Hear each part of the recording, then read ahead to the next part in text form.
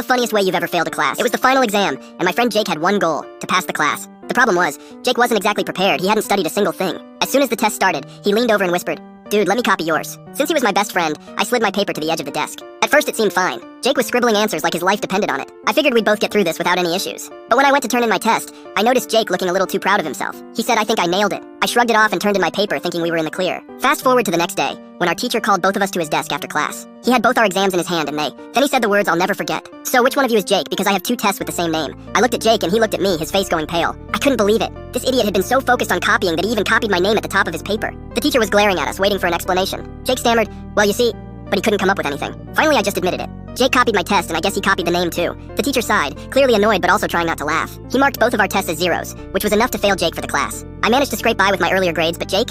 Not so much. To this day, I still bring it up whenever we're hanging out. "Hey, remember when you copied my name on a test?" He always groans and says, "Man, I don't know why you let me do that." And honestly, I don't either.